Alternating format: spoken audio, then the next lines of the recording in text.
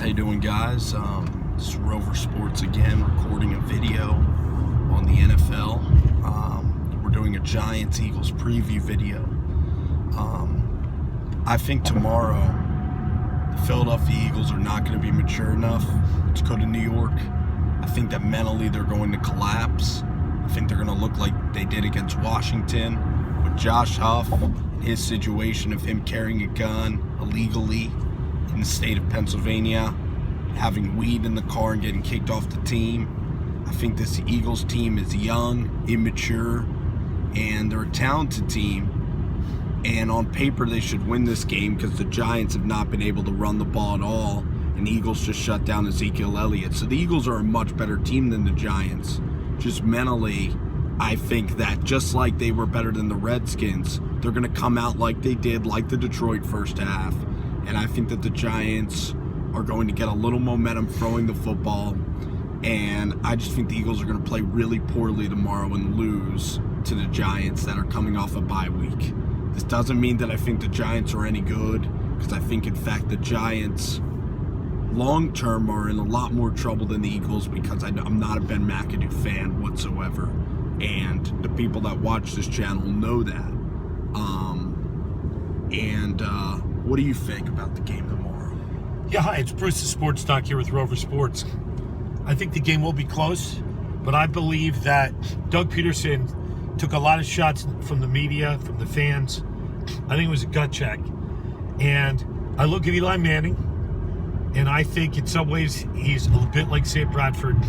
He's very much of a rhythm quarterback, and I believe that the Eagles are going to be blitzing a lot. If you could get Eli Manning off of his cadence and you blitz him a lot, I think he's going to be running for his life, and I think that that'll enable the Eagles to just have a small amount of time to cover what I think is the best wide receiving core in the NFC, which really is Shepard, Beckham, and Cruz. So if they don't put pressure on, I agree. The path to Giants victory is just that. The offensive line protecting Eli and exploiting the defense. Certainly, McKelvin is a guy who can be faked out, easily tricked. And Nolan Carroll, same thing. He's probably your most consistent cornerback for the Eagles. Those guys are susceptible to long passes. And you look at Beckham, how he won the game against the Ravens. Eagles don't have that. And now that Huff is out of the picture, I think they're going to be relying more on Odell. I'm sorry, I'm saying his name wrong. Shepard or Cruz? No, I'm saying DGB. I'm saying Dorial Green Beckham. Dorial Green Beckham is finally learning the playbook. Jordan Matthews is possession receiver, but the advantage for the Giants is the Eagles don't have anybody explosive. Who are they going to give it to? Matthews has been fumbling. Smallwood's in the doghouse. Sproles actually has a foot injury. I don't know if that was reported, but we spoke to Al Thompson. Sproles has a foot injury, so I think that also favors the Giants. I think it's going to be a close game. Now, I can see the Eagles bouncing back from the Dallas game. What are your thoughts? Yeah, I mean, I think that the Eagles are going to score around 17 to 21 points. Their offense is not very good. Their wide receivers are awful, pitiful. One of the worst receiving cores in the league. Zach Ertz is invisible almost the entire game. One of the most overrated players in all of sports. He's completely just takes himself out of games. Every time he falls, it's like he's getting sniped on the field, like a wounded deer just going down on the ground. He just has to slide. He never makes explosive plays. And you look at Ertz, and he's a paper tiger, meaning that on paper he looks like he could be good. Jordan Matthews will hurt the Giants a bit. Sproles will. The Eagles' offense will get to 17. It will be like the Eagles' offense will score 17 to 21. Now, will the Giants get to 24 and 28? If the Eagles' defense mentally is not there, the Giants will. If the Eagles' defense actually comes in with a healthy mindset, then I think that the Giants will score maybe 10 to 13 points, and the Eagles will win like 20 to 13 or something.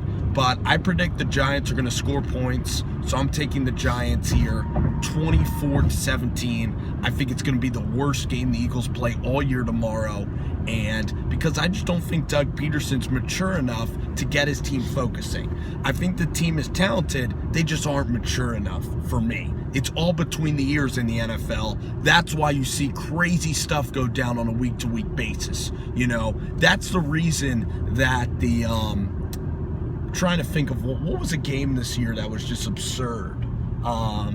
Where like one team shouldn't have beat that team. What was a game? I'm trying to think, like maybe.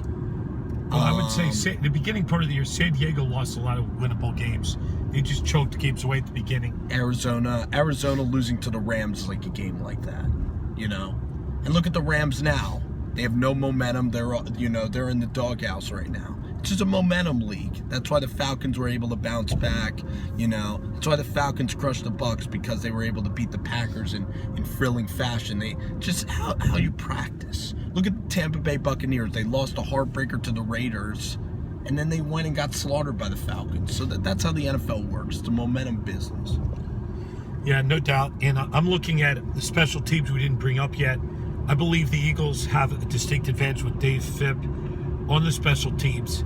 Josh Brown isn't there anymore, obviously, because of that situation. Again, Josh Huff is an explosive returner who's not going to be there, but Wendell Smallwood is quite good.